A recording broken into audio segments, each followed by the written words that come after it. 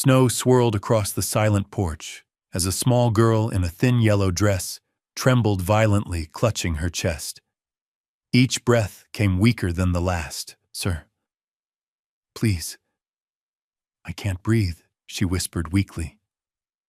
Everyone ignored her all night until she collapsed on the porch of a stranger's house, and a billionaire saw her and stopped. The moment he knelt beside her, everything began to change. The winter wind clawed across the mountains of Ashpine Falls, Montana, sharp enough to sting through wool and bone alike. Snow swept sideways between the tall pine trees, whispering across the frozen road like ghosts in the dark. At the top of the ridge, the headlights of a black Range Rover carved through the storm before turning slowly into the driveway of a massive, silent estate. The engine shut off. For a moment, Reese Holloway, 39 years old, and worth more money than most small towns would ever see, simply sat there with both hands resting on the steering wheel. The dashboard clock glowed 9:42 p.m. Another board meeting. Another long table filled with men arguing about profit margins and expansion numbers. Another evening spent pretending he still cared about any of it. 3 years ago, Reese Holloway had buried his wife and his daughter. Since then, the mansion behind him had become less of a home and more of a monument to everything that was gone. He stepped out into the freezing wind and pulled his navy wool coat tighter around his shoulders. Snow crunched beneath his shoes as he climbed the porch steps. The old wood creaked softly beneath his weight. Then he saw it. A flash of yellow near the railing. Reese froze. At first he thought it was fabric caught by the wind. A scarf maybe, or a piece of plastic blown in from the road. But then the shape moved. Small. Fragile. A little girl crouched beside the porch post. Her thin yellow dress soaked with melting snow. Her arms wrapped tightly around herself, as if she were trying to hold her chest together. Wet strands of hair clung to her pale cheeks. Her eyes lifted slowly toward him. They were wide, glassy, frightened. Her lips trembled before she whispered in a broken breath, "Please, it hurts." She pressed one small hand to her chest. "I can't breathe." And then the little girl collapsed forward into the snow. Reese was already moving before the word finished leaving his mouth. He dropped to his knees in the snow, catching the girl just before her small body hit the frozen porch boards. She felt terrifyingly light in his arms, like lifting a bundle of dry branches. Her skin was ice cold. Her breathing came in shallow, broken gasps, each one thinner than the last. "Stay with me," he said urgently, brushing wet strands of hair away from her face. She couldn't have been older than 6. Her dress was soaked through, clinging to her tiny frame. Her shoes were flimsy ballet flats, the kind meant for spring weather, not a mountain storm. One toe poked through a hole in the fabric. Reese felt something tighten painfully in his chest. He hadn't held a child in his arms since the day he stood beside a small white coffin under a gray sky. For 3 years he had avoided every memory that felt like this. But now instinct moved faster than grief. "Okay," he murmured softly. "I've got you." He lifted her carefully and carried her toward the SUV. As he stood, a small, faded backpack slid down from her shoulder and bumped against his arm. He caught the strap, automatically refusing to leave anything behind that belonged to her. Inside the car, warm air blasted from the heater as he laid her gently across the heated passenger seat. Her breathing whistled faintly. Reese reached across her chest to pull the seatbelt over her when his hand brushed something pinned inside the lining of her dress. A small plastic ID badge. Bent. Scratched. Faded with time. He pulled it free and stared. A woman's photo looked back at him. Underneath it, a name printed in worn black letters. Nora Hart. And beneath that, the logo of one of Reese Holloway's own companies. His breath caught. He knew that name. The engine roared to life. Reese slammed the SUV into drive and tore down the mountain road tires, sliding once before gripping the icy pavement. Snow whipped across the windshield in thick white waves. The nearest clinic in Ashpine Falls was nearly 20 minutes away on a clear night. Tonight the roads were slick and dark. Beside him, the little girl barely moved. "Stay awake," Reese said, glancing toward her as he gripped the wheel tighter. Her small chest rose unevenly beneath the soaked yellow fabric. Each breath sounded thin, strained, almost whistling through her lungs. Her eyelashes fluttered weakly. He adjusted the heater vents toward her and pulled his coat off, wrapping it carefully around her shoulders. "Hey," he said gently. "You're doing good. Just hang on all right." Her lips moved slightly. He leaned closer, straining to hear. "Mama." The word barely escaped her throat. Reese swallowed. At the next red light, he risked another glance at her. The girl looked worse than when he had first found her. Her skin had taken on a pale gray tone and her hands trembled faintly against the leather seat.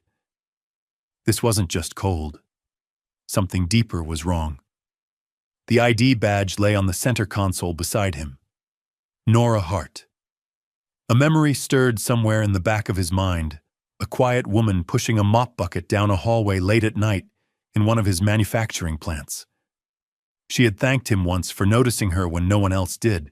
He had approved a small hardship bonus for her through HR. Then life had moved on, or so he thought. A violent cough suddenly rattled through the girl's chest. Reese pressed the gas harder. Up ahead, the glowing red letters of Ashpine Urgent Care finally appeared through the storm. He pulled into the entrance, jumped out of the SUV, and lifted the child into his arms again. "Help!" he shouted into the night. She can't breathe for the first time in 3 long years. Reese Holloway felt his heart start beating again. The bright fluorescent lights of Ashpine Urgent Care felt almost blinding after the dark storm outside. The moment Reese burst through the doors with the little girl in his arms, the waiting room froze. A nurse behind the desk stood up instantly. "Oh my God, she can't breathe." Reese said, his voice rough. "She collapsed outside my house." Within seconds, 2 nurses rushed forward with a rolling gurney. The girl's tiny body looked even smaller against the crisp white hospital sheets as they transferred her from Reese's arms. "Temp is dropping," one nurse said quickly. "Pulse weak. Let's move." They wheeled her through the double doors into the treatment wing, leaving Reese standing in the hallway, with snow still melting from his coat. For a moment, he simply stared at the doors that had just swallowed her. Then he followed. The hallway smelled like antiseptic and warm plastic. Machines beeped faintly somewhere deeper in the building. A woman with streaks of gray in her dark curls approached him. "I'm Dr. Celeste Warren," she said calmly. "You brought the child in." Reese nodded, still catching his breath. "I found her on my porch," he said. She was barely conscious. Dr. Warren studied him for a moment, then glanced toward the treatment room. "She's alive," the doctor said carefully. "But she's very sick." Reese felt his stomach tighten. "How sick? She has severe pneumonia," the doctor said. "Her lungs are struggling. We've started oxygen and medication, but there's more going on here." "What do you mean?" Dr. Warren crossed her arms slightly. "She's malnourished, severely dehydrated, and there are signs her lungs have been exposed to some kind of irritant over a long period of time." Reese frowned. "Like smoke," possibly, the doctor said, "or chemical exposure." The words hung in the air. A nurse stepped out of the room just then. "She's waking up," she said. Reese hesitated. "Can I see her?" Dr. Warren studied his face again. Just for a moment. Inside the room, the lights were dimmer. The little girl lay beneath a thin blanket, an oxygen tube beneath her nose. Her skin was flushed with fever, but her breathing had steadied slightly. Reese stepped closer. "Hey," he said softly. Her eyelids fluttered. Slowly, she turned her head toward him. For a second, her eyes seemed confused. Then something changed. Recognition. "You." she whispered faintly. Reese leaned closer. What's your name? Her voice cracked like dry paper. Lena, she blinked weakly. Mama said. Her breath trembled. Mama said the kind man would come back. Reese felt something twist painfully inside his chest. Lena's small fingers moved toward his sleeve. Her eyes searched his face. Are you gonna leave too? For a moment, Reese couldn't speak. Then he gently wrapped his hand around hers. No, he said quietly. I'm not going anywhere. 3 days later, the storm had passed. Snow still blanketed Ashpine Falls, but the sky had turned a pale winter blue as Reese parked his SUV at the edge of Pine Ridge Trailer Park. The place looked forgotten. Rust-streaked trailers leaned unevenly along muddy gravel paths. Broken bicycles lay half-buried in snowdrifts. Smoke drifted lazily from a few chimneys, thin and gray against the cold air. Reese stepped carefully through the slush, his polished shoes already splattered with mud. Beside him, Dr. Celeste Warren pulled her coat tighter. This is the address we found in Lena's backpack, she said. Trailer 18 stood near the far edge of the lot. The metal siding was dented and faded. One window had been patched with a plastic garbage bag. The wooden steps sagged beneath Reese's weight as he climbed the porch. He knocked. No answer. He knocked again. Silence. Dr. Warren tried the handle. The door creaked open. The smell hit them immediately. Cold air, mildew, and something faintly metallic. Inside the trailer was dim and cramped. A small mattress sat on the floor with a purple blanket folded carefully across it. The kitchen sink held a stack of unwashed dishes. A box of cheap cereal had spilled onto the linoleum near a crooked chair. But what struck Reese most wasn't the poverty. It was the effort. 3 children's books sat neatly stacked on a small shelf, each one held together with strips of tape. A photo frame rested beside them. In the picture, Lena looked younger, maybe 4 years old, smiling beside a thin woman with tired eyes and dark auburn hair. Nora Hart. Dr. Warren sighed quietly. She tried, she murmured. Reese nodded. He crossed the room slowly. A small stuffed rabbit lay on the mattress. One ear had been torn halfway off. Reese picked it up gently. The fabric was worn thin from years of being hugged. His eyes moved across the room again. Then he noticed something half-hidden beneath the mattress, a spiral notebook. He crouched and pulled it out. The first page was filled with messy handwriting. Lena coughing blood again today. The water smells like metal. I boiled it twice. Reese flipped another page. No one believes me. Clearwater plant is poisoning the creek. Another page. If anything happens to me, please tell the truth. Reese slowly lowered the notebook. Outside, the wind moved softly through the pine trees. Something terrible had happened here, and the answers were only beginning. The trailer door creaked behind them. Reese turned sharply. An older man stepped inside, brushing snow from his boots. His beard was gray and uneven, and his flannel coat looked like it had seen more winters than most people could count. You folks lost? He asked. His voice was rough but not unfriendly. Dr. Warren spoke first. We're looking for Nora Hart. The man's expression shifted slightly. You found Lena, didn't you? Reese nodded. She's at the clinic. She's alive. The old man exhaled slowly. Thank God. He stepped further into the trailer. Name's Wade Mercer, he said. I live 2 trailers down. Reese held up the notebook. Do you know what this is? Wade's eyes darkened. Yeah, he said quietly. That's Nora trying to get someone to listen. Reese frowned. Where is she? Wade shook his head. Gone. Gone, disappeared 2 weeks ago, Wade said. Just like that. He rubbed the back of his neck. Lena kept telling everyone her mama was working late. Said she'd be home soon. His voice lowered, but we all knew something was wrong. Reese looked around the small trailer again. Lena's been here alone, mostly, Wade admitted. I brought her soup when I could. A couple neighbors kept an eye out from their windows. He gestured toward the notebook. Nora was trying to expose Blackmere Processing. Reese looked up. The chemical plant? Yeah. Wade nodded grimly. They've been dumping runoff into the creek behind the trailer park for years. Smells like copper some days. And the town knows some do, Wade said. But people around here are scared. Jobs depend on that plant. He paused. Nora wasn't scared enough to stay quiet.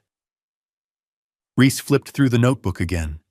There were maps, dates, water samples she had tried to document herself. Evidence. Wade's voice dropped. She said if anything happened to her, someone had to tell the truth. The room fell silent. Reese looked down at the torn, stuffed rabbit still in his hand. Lena had been living here, waiting, believing her mother would come home. His jaw tightened. She won't be alone anymore, Reese said quietly. Wade studied him carefully. You mean that Reese met the old man's eyes? Yes. For the first time since the night Lena collapsed on his porch, Reese Holloway felt something inside him harden into resolve. Someone had hurt that little girl's family, and whoever was responsible was about to regret it. The house Reese Holloway lived in had 30 rooms. Most of them had not been used in years. That night, every light in the mansion remained dark except for one above the long kitchen table. Reese sat alone beneath it. In front of him lay Lena's stuffed rabbit. The toy looked worse under the harsh light than it had in the trailer. The faded fabric was worn thin, the stuffing visible through several seams. One long ear had been torn almost completely off. The rabbit looked tired, broken, loved. Reese ran a thumb across the ripped seam. For a moment he just stared at it. Then he opened a drawer at the far end of the table. Inside sat an old sewing kit, the kind sold in simple plastic boxes with small spools of thread. He hadn't opened it in 3 years. His daughter Claire had used it constantly. She loved fixing things, buttons, torn sleeves, even stuffed animals she found at thrift stores. Reese swallowed. The memory felt sharp enough to cut. But he didn't close the drawer this time. He pulled the kit out. The needle felt tiny between his fingers as he threaded the thin white string through the eye. His hands trembled slightly, clumsy with something so delicate. All right, he muttered softly to the empty room. Let's see if I remember how this works. The first stitch was crooked. The second was worse. But slowly the torn ear began to hold again. Outside, wind moved softly through the pine trees, rattling the tall windows of the empty house. By the time the storm clouds rolled over the mountains again, the rabbit sat upright on the table. Its ear was crooked, its seams uneven, but it was whole. Reese leaned back in his chair and exhaled slowly. For years he had avoided every reminder of the life he had lost. Tonight, without meaning to, he had touched that world again, and somehow, it didn't destroy him. The next morning, when Lena woke in her hospital bed, Reese quietly placed the rabbit beside her. Her small hand found it instantly. Her eyes widened. Button. She clutched the toy to her chest. You fixed her. Reese shrugged lightly. Did my best. Lena hugged the rabbit tighter. Mama always said Button was a fighter. Reese smiled faintly. Looks like she still is.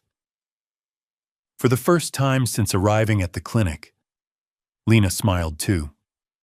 Late that night, the clinic hallway had grown quiet. Most of the lights had been dimmed, leaving long shadows stretching across the polished floor. A single nurse worked behind the front desk, flipping through charts as snow drifted lazily outside the windows. Reese sat beside Lena's hospital bed, watching her sleep. Her breathing had improved slightly. Still shallow, still fragile, but steadier. The stuffed rabbit rested beneath her arm like a small guardian. Reese leaned back in the chair, rubbing tired eyes. For a brief moment, the room felt peaceful. Then his phone buzzed. The sound felt strangely loud in the quiet room. Reese glanced down. Unknown number. He stepped quietly into the hallway before answering. Hello. For a moment there was nothing, just faint static. Then a voice spoke. It was distorted, mechanical, filtered through some kind of voice scrambler. You've done enough. Reese frowned. Who is this? Walk away, Mr. Holloway. The words came slowly, cold. Stop asking questions about Nora Hart. Reese felt his grip tighten on the phone. Or what? The voice paused, then answered. Or the girl disappears next. The line went dead. For a long moment, Reese stood frozen in the hallway. The fluorescent lights hummed faintly overhead. Behind him, the door to Lena's room remained slightly open. He could hear her quiet breathing. Someone knew. Someone knew he had found the trailer. Someone knew he had read the notebook. And someone wanted him scared enough to stop digging. Reese slowly lowered the phone. His expression didn't change, but something inside him hardened. He walked back into the room and sat beside Lena again. She shifted slightly in her sleep, her small fingers tightening around the rabbit. Reese studied her face. This child had walked alone through a blizzard, collapsed on his porch, and somehow still trusted him enough to believe he wouldn't leave. Fear was not the emotion he felt now. It was something colder, more focused. Reese leaned back in the chair, folding his arms. Too late, he murmured quietly. You should have called before she knocked on my door. Outside, snow continued to fall over Ashpine Falls, but somewhere in the darkness, a storm much bigger than winter had begun. Over the next few days, the rhythm of the clinic slowly changed. Reese began arriving every morning before sunrise. The nurses started expecting him. At first, they thought he might stop coming after a day or two. Rich men often did. But Reese showed up every morning without fail. He stopped at the small diner 2 blocks away first. 2 muffins, 1 chocolate chip, 1 banana nut. The first morning, Lena only picked at the food. The second morning, she took a small bite. By the third morning, she reached immediately for the banana nut muffin. Reese pretended not to notice. You like that one? He asked casually. Lena shrugged.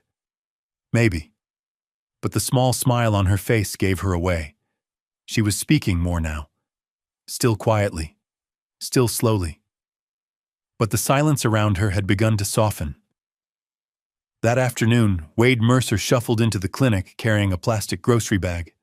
He looked uncomfortable in the bright hallway. I brought oranges, he muttered to the nurse at the desk. Kids need vitamins right inside the room. Lena's face lit up when she saw him. Mr. Wade, well, look at that, Wade said gruffly. You're sitting up now. Lena reached under her blanket and pulled out a folded sheet of paper. I made something. She handed it to him. Wade opened it carefully. It was a drawing made with bright crayons. 3 stick figures stood beneath a crooked sun. One wore a red flannel shirt, one wore a tall suit, and one wore a bright yellow dress. Above them, written in uneven letters, were 4 words, People who don't leave. Wade cleared his throat quickly. Well, he said gruffly, blinking fast, that's pretty accurate. Reese stood quietly near the window. He hadn't expected the words to hit him so hard. People who don't leave. 3 years ago after the accident, Reese had done exactly that. He had walked away from life, from people, from anything that reminded him of what he had lost. But now a 6-year-old girl had drawn a simple picture, and somehow it felt heavier than every business contract he had ever signed. Lena looked up at him. You're gonna stay right. Reese stepped closer to the bed. He gently adjusted the blanket around her shoulders. Yes, he said softly. I'm staying. And for the first time since the night his daughter died, Reese Holloway realized he meant it. The snow in Ashpine Falls had begun to harden into gray crust along the roads when Wade Mercer showed up at the clinic again. This time he wasn't carrying fruit. He was carrying a folded sheet of paper. Reese noticed immediately that the old man looked uneasy. Wade waited until Lena had fallen asleep before motioning Reese into the hallway. "I almost forgot about this," Wade muttered, pulling the paper from his coat pocket. Reese took it carefully. The page was worn and creased from being folded too many times. When he opened it, he realized it was another map. Hand-drawn, messy but precise. The trailer park was sketched in pencil. The nearby creek curved behind it like a thin snake. Several small arrows pointed toward a drainage culvert near the back edge of the property, and that section had been circled 3 times in thick red marker. Beside it, Nora had written a single note. "Runoff from Billionaire processing. Smells like metal." Lena got sick after drinking water. Reese stared at the words. "You said she was investigating the plant," he said quietly. Wade nodded. "Yeah." He leaned against the wall, crossing his arms. "She used to walk that creek every morning before work. Said the water started changing color some days. Brown, sometimes green." Reese frowned. "And no one reported it. People tried." Wade said, "But that plant employs half the town." He glanced toward Lena's room. Nora didn't care about that. Reese studied the map again. The circled area wasn't random. It lined up perfectly with the drainage pipes from Billionaire processing a chemical plant just outside town. Reese's mind was already moving. "I know someone who can test water samples," he said. "Someone who won't warn the company." Wade raised an eyebrow. "Gonna start a war with them?" Reese folded the map carefully. They already started it. Wade watched him for a long moment. Then he nodded once. "Well," he said, pushing away from the wall. "If you're going after Billionaire, you should know something." Reese looked up. Wade's voice lowered.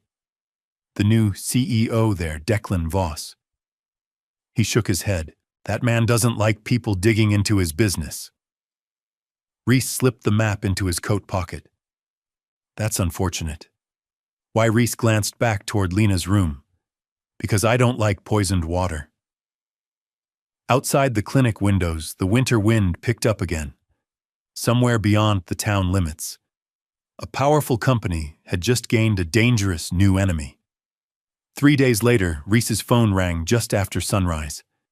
The caller ID read, "Sheriff's Office." Reese stepped outside onto the clinic porch to answer. "This is Reese Holloway," a calm female voice replied. "Mr. Holloway, this is Sheriff Tessa Boone." Reese straightened slightly.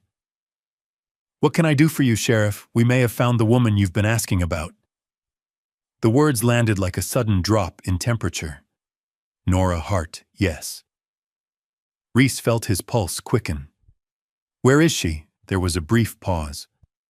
"Evergreen Regional Hospital," Boone said. "About 40 miles south." Reese frowned. "She's been there 2 weeks. What, she was found unconscious near a drainage ditch behind Billionaire processing," the sheriff explained. "No identification, no phone, no purse." Reese's jaw tightened. "She's been listed as a Jane Doe ever since." The world seemed to go very still. "Is she alive?" "Yes, but barely." Sheriff Boone continued. "Severe dehydration, chemical exposure, trauma." Reese closed his eyes briefly. "She's been in a coma since the night they brought her in." For a moment, neither of them spoke. Then the sheriff added something else. "There's one more thing. What, we ran her fingerprints yesterday after your call. And it's Nora Hart." Reese exhaled slowly. Inside the clinic behind him, Lena's soft voice drifted down the hallway as she spoke with a nurse. "Can I bring Button with me today?" Reese looked back through the window. "She has a daughter," he said quietly. "I know," Sheriff Boone replied. "That's why I called you." Reese's mind was already racing. If Nora had been found behind the plant, then the notebook was right, which meant someone had tried to silence her. "I'm bringing Lena," Reese said. There was hesitation on the other end. "She's been asking about her mother every day." Another pause. "All right," the sheriff said gently. "But we'll go slow. Reese ended the call and stood there for a moment. Snow melted slowly along the edges of the clinic parking lot. The truth was getting closer. But something told him the next step would not be simple. Inside the building, Lena looked up as he walked back through the door. Her eyes were hopeful. Did they find Mama Reese knelt beside her? Yes. Her small hands tightened around the stuffed rabbit. Is she okay? Reese hesitated. Then he answered honestly. She needs us. The halls of Evergreen Regional Hospital were quiet when Reese and Lena arrived. Sheriff Tessa Boone met them halfway down the corridor. She was taller than Reese expected, with sharp eyes and a long braid of silver-streaked hair resting over one shoulder. You must be Lena, she said gently. Lena nodded, clutching the stuffed rabbit tightly. The sheriff knelt slightly. Your mom is very sick, she explained softly, but she's strong. Lena swallowed. I want to see her. Sheriff Boone glanced at Reese, then nodded. Inside the ICU room, the machines hummed softly. Nora Hart lay beneath thin white sheets. Her face looked pale and drawn. An oxygen tube rested beneath her nose and faint bruises shadowed her arms. For a moment, Lena stood frozen beside the bed. Then she stepped forward. Mama, her small hand touched Nora's fingers. I'm here. The heart monitor suddenly jumped. A faint flutter. The nurse gasped softly. She's responding. Lena leaned closer. Mama, I found someone. Her voice trembled. He didn't leave. Reese stood near the door, his throat tightening. Then the door opened again. A man stepped into the room. Tall, impeccably dressed. His charcoal suit looked perfectly tailored, his red tie sharp against the pale hospital light. Behind him followed two attorneys.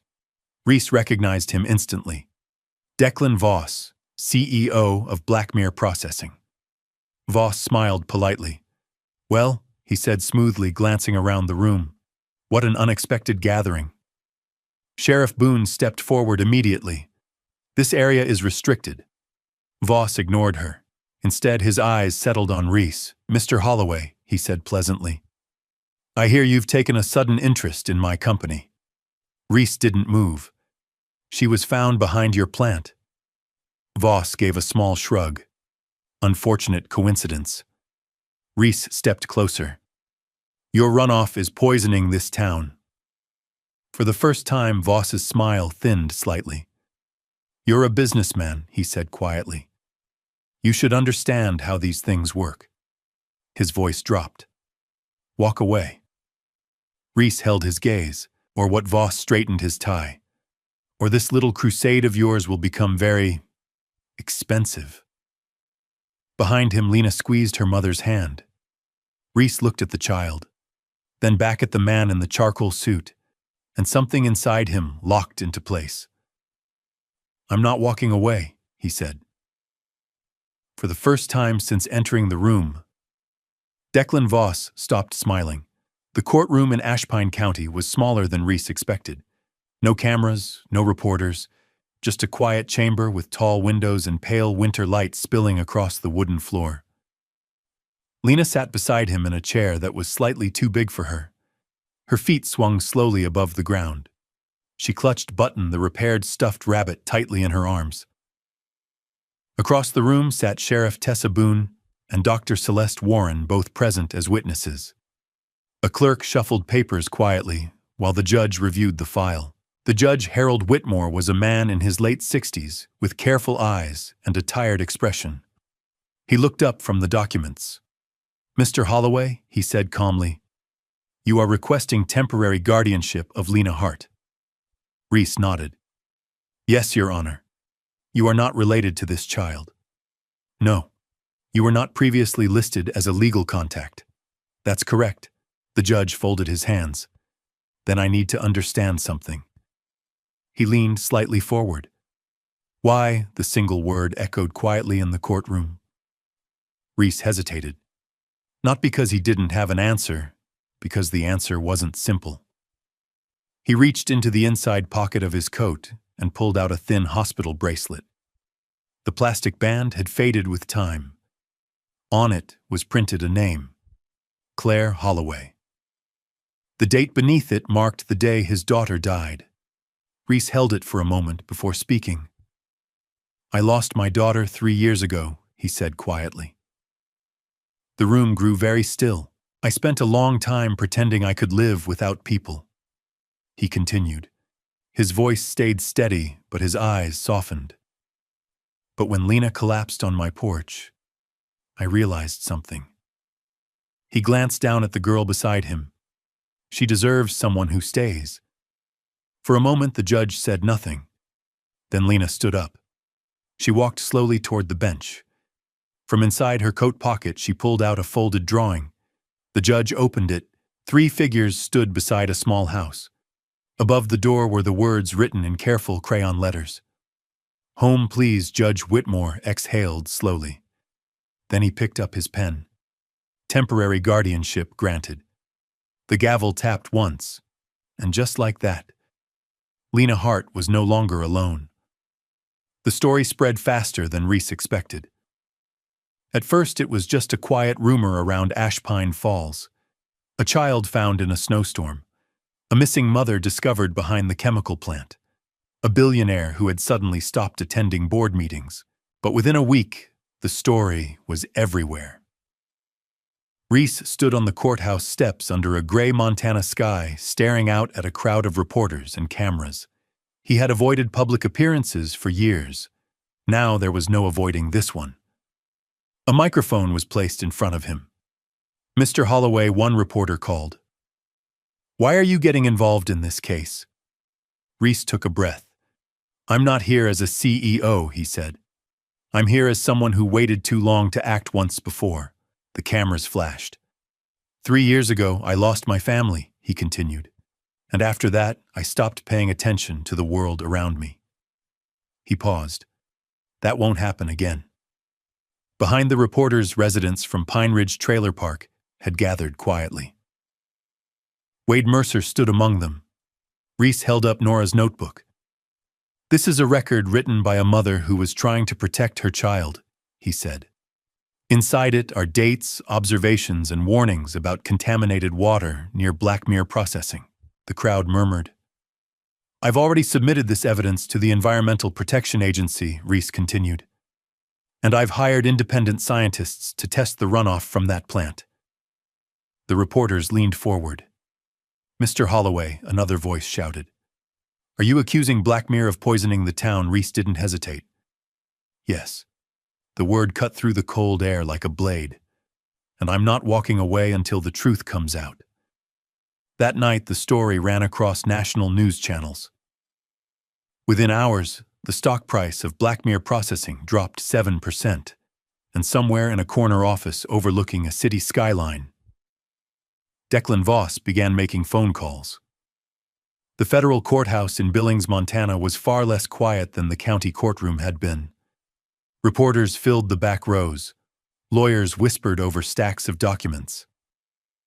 At the front of the room sat Declan Voss, perfectly composed in another tailored suit. If the media storm bothered him, he didn't show it.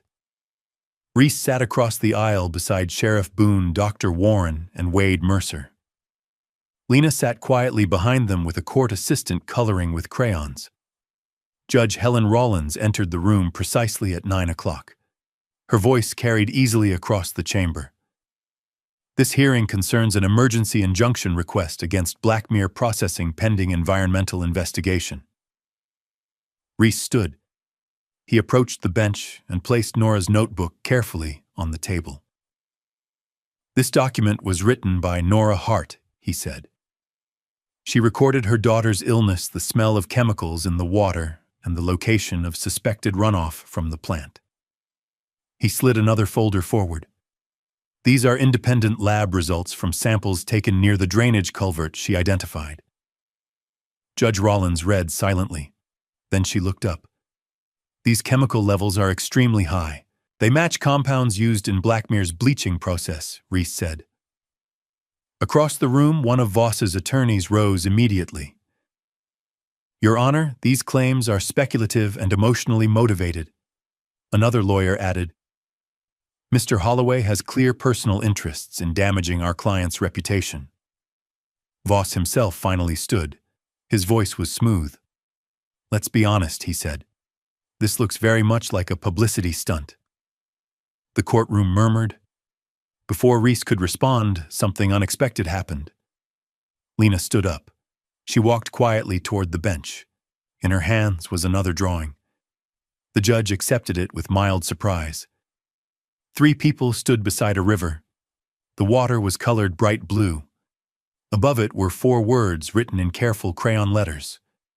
"Make it safe." Judge Rollins studied the drawing for a long moment. Then she set it down. Her gavel struck once. Injunction granted. Gasps rippled through the courtroom. Blackmere Processing will cease operations immediately pending federal investigation.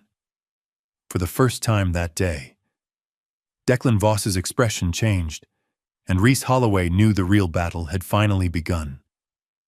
The cottage stood quietly beside Silverpine Lake, its white walls glowing softly beneath the pale light of early spring. Compared to Reese Holloway's enormous mountain estate, the house was small.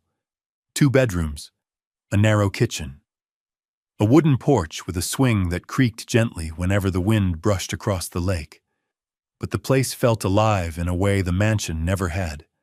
Reese parked the SUV in the gravel driveway and stepped out.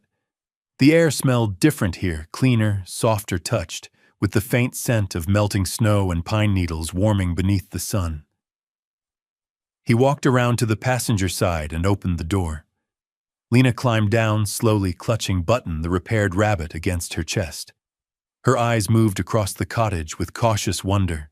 "Is this where we're staying?" she asked quietly. Reese nodded. For a while. She stepped onto the wooden porch and pushed the door open. Inside, sunlight streamed through the windows, warming the polished floors. A small couch sat beside a stone fireplace, and the kitchen table had been set with simple dishes and a vase holding 1 bright yellow flower. Lena walked through the rooms slowly, like someone exploring a museum. "This is a bedroom," she asked, peeking into the smaller room. "It's yours," Reese said. A soft green blanket lay across the bed, and a small bookshelf stood in the corner with a few storybooks the nurses had helped him pick out. Lena touched the blanket carefully. "Can we really stay here?" "Yes." Her voice grew smaller.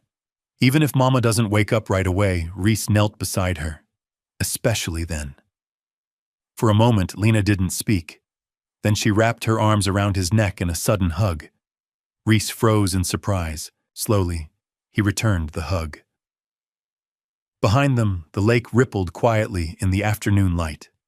And for the first time since Lena had collapsed on his porch, the future felt like something that might actually exist. 2 weeks later, Reese received the call just after sunrise. Nora Hart had opened her eyes. By the time he and Lena arrived at Evergreen Regional Hospital, the early spring sun had begun melting the last patches of snow along the roads. Lena held Reese's hand tightly as they walked down the hospital corridor. "Is Mama really awake?" she whispered. "That's what the doctors said." Inside the recovery room, Nora Hart looked very different from the pale figure Lena had seen weeks earlier. She was still thin, still weak, but color had returned to her face. Her auburn hair rested loosely against the pillow. When Lena stepped into the room, Nora's eyes filled instantly with tears. Lena, the girl, ran forward. "Mama." Carefully, Lena climbed onto the edge of the bed, wrapping her arms around her mother's shoulders. Nora held her tightly, as if afraid the child might disappear. "I thought I lost you," Nora whispered. Lena shook her head fiercely. "I found someone." She turned and pointed toward the door. Reese stood quietly near the wall. Nora followed her daughter's gaze. Recognition slowly crossed her face. "You." Reese stepped forward. "We met years ago," he said gently. "You worked at one of my plants." Nora nodded weakly. "You helped me once." Silence filled the room. Finally, Nora looked down at Lena again. "You stayed with her." "Yes." Nora's eyes softened. "You didn't have to." Reese hesitated. No, he admitted. I didn't. He glanced toward Lena, who was busy showing Nora the repaired rabbit. But I wanted to. For a moment, none of them spoke. The quiet in the room felt different from before. Not empty, not fearful, just peaceful, like the first calm breath after a long storm. Spring arrived slowly in Ashpine Falls. Snowbanks shrank into muddy patches along the roadside, and the ice on Silverpine Lake cracked and melted beneath warm afternoon sunlight. But the biggest change in town wasn't the weather, it was the silence breaking. Within days of the federal injunction, investigators from the Environmental Protection Agency arrived. White trucks lined the road near Pine Ridge Trailer Park as scientists collected water samples from the creek Nora had mapped in her notebook. Residents began coming forward, quietly at first, then more openly. Parents described strange illnesses their children had suffered for years. Fishermen spoke about fish disappearing from the creek. Farmers talked about soil that no longer grew crops properly. For a long time, no one had listened. Now the town finally had someone forcing people to hear them. At the cottage by the lake, life moved more gently. Lena spent her mornings exploring the grassy hill behind the house, chasing butterflies and drawing pictures on the porch with colored chalk. Reese often watched from the kitchen window as she ran across the yard. Every laugh she made seemed to push a little more warmth into the house. Nora visited frequently while continuing her recovery. One evening, she sat on the porch swing beside Reese, wrapped in a light blanket. The lake shimmered beneath the setting sun. I heard the plant is still shut down, she said quietly. It is. Declan Voss won't let it go easily. Reese nodded. I know. Nora studied him for a moment. You could have walked away, she said. Reese leaned back against the porch railing. Maybe once, he admitted. But not anymore. Inside the house, Lena's laughter echoed as she chased Button across the living room floor. Nora smiled softly. She calls this place home now. Reese looked through the open door. The cottage glowed warmly in the evening light. For years, his mansion had felt like a hollow monument to loss. But this small house by the lake, it was beginning to feel like something else entirely. It was beginning to feel like life.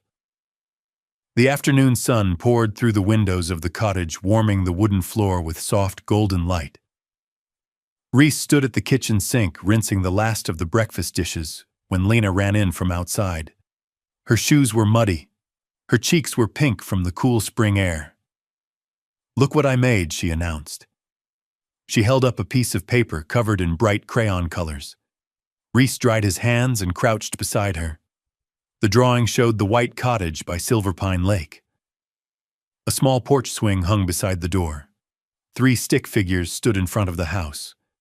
One tall, one medium, one small in a bright yellow dress. Above the cottage roof, she had drawn several yellow stars. Reese smiled softly. That's a nice house. It's our house, Lena corrected. She pointed to the 3 figures. That's Mama, that's you, and that's me. Reese studied the drawing again. Then he noticed the words Lena had written carefully across the top in uneven block letters. No more empty rooms. For a moment, he couldn't speak. His old mansion had been filled with empty rooms, empty hallways, empty silence. For years, he had believed those empty spaces were permanent. But now, the cottage behind them was full of noise, full of laughter, full of life. Reese swallowed slowly. He wrapped one arm around Lena and pulled her into a hug. I like this house, he said quietly. Lena grinned. Me too. Outside, the lake rippled beneath the gentle wind. Inside the cottage, the silence that had once filled Reese Holloway's life was finally gone, and it had been replaced with something far better. Spring finally arrived in full across Ashpine Falls. Wildflowers pushed through the thawing earth near the lake. Pine trees swayed softly in warm mountain breezes. And on the porch of the small white cottage, Lena ran barefoot across the grass. Her yellow sundress fluttered behind her as she spun in circles.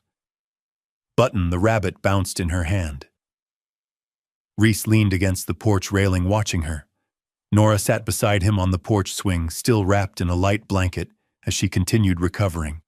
But the color had returned to her face. The tiredness in her eyes had softened. "You know," Nora said quietly, 3 months ago, I thought Lena and I were going to lose everything." Reese nodded. "I thought I already had." They both watched Lena chasing a butterfly near the edge of the yard. "I don't know how to thank you," Nora said. Reese shook his head. "You don't have to." He paused. "She helped me too." Nora glanced at him. How Reese looked out across the lake. "For a long time," he said slowly, "I thought my life ended the day I buried my daughter." The wind moved softly through the pine trees. But sometimes, he continued, life finds strange ways to start again. Nora followed his gaze toward Lena. The girl laughed loudly as she tripped in the grass and stood again. The sound echoed across the quiet water. Reese smiled. 3 months earlier, that same child had collapsed in the snow outside his house. Now she ran freely beneath the warm sun.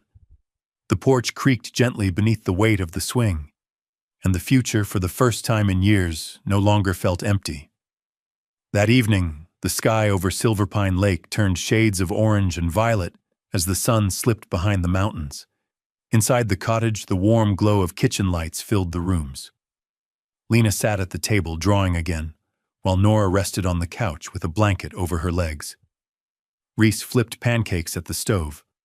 "Chocolate chip or banana?" he asked. Both Lena replied immediately. Reese laughed softly. "You drive a hard bargain." He carried the plates to the table as Lena finished her drawing. "This one's the best one yet," she declared proudly. She slid the paper across the table. Reese looked down. The picture showed the cottage again, but this time there were more details. Trees, a lake, stars in the sky. 3 people standing together on the porch. Above the roof, she had written one final sentence. "Our family." Reese felt his chest tighten slightly. 3 years earlier, he had believed his story ended in a cemetery beneath gray skies. But life had other plans. It hadn't knocked politely on his door. It had arrived half frozen, in a yellow dress, whispering that it couldn't breathe. Reese looked up at Lena and Nora sitting across the table, both smiling, both safe. And for the first time in years, he allowed himself to breathe too. Because sometimes fate doesn't knock. Sometimes it collapses on your porch asking for help. And if you choose to stay, you might just save each other. The cottage by the lake glowed warmly beneath the rising stars, and inside it, the sound of laughter filled every single room. Did this story move you? Share your thoughts in the comments and rate this story from 1 to 10. Don't forget to like, share, subscribe to the channel, and click the bell icon so you don't miss other heartwarming stories. Click on the last screen to see the next emotional chapter waiting for you. See you in the next story.